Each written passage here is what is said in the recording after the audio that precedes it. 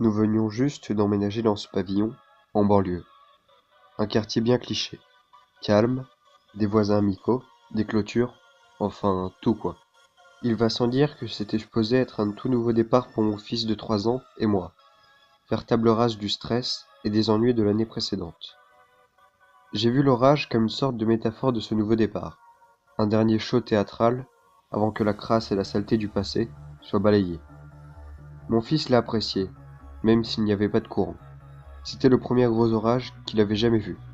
Les éclairs inondaient de leurs flashs de lumière toutes les pièces de notre maison, conférant au carton, pas encore déballé, des ombres angoissantes. Puis, il a sauté et hurlé quand le tonnerre a grondé. Il était déjà bien plus tard que l'heure du coucher, quand il a été suffisamment calmé pour dormir. Le matin suivant, je l'ai trouvé dans son lit, réveillé et souriant. J'ai regardé les éclairs par ma fenêtre, m'avait-il annoncé, tout fier. Quelques matins plus tard, il m'a dit la même chose. T'es bête, lui ai-je répondu. Il n'y a pas eu d'orage la nuit dernière, tu es arrivé? Oh, il semblait déçu. J'ai passé ma main dans ses cheveux, et je lui ai dit de ne pas s'inquiéter, qu'il y aurait bientôt un autre orage. Puis, c'est devenu une habitude. Il me disait qu'il avait vu des éclairs par sa fenêtre, au moins 2 fois par semaine, alors qu'il n'y avait eu aucun orage. Je me suis dit qu'il devait s'agir de rêves récurrents, dus au souvenir de la tempête du jour de notre arrivée.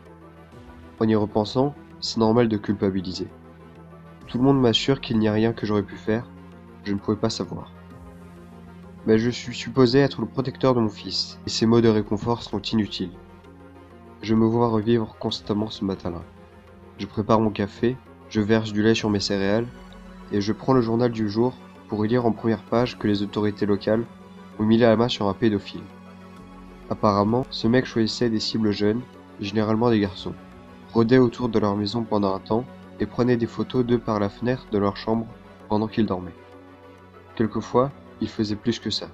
Mon cœur a failli s'arrêter de battre quand j'ai fait le lien. Au moment où mon fils m'avait dit ça ne m'a pas semblé être autre chose que le fruit de son imagination. Mais à la lumière de cette nouvelle, c'est devenu subitement la chose la plus terrifiante que j'avais jamais entendue. Une semaine avant que le prédateur soit arrêté, mon fils était venu me trouver, vêtu de son pyjama. Devine quoi? Quoi? Il n'y a plus d'éclair à ma fenêtre.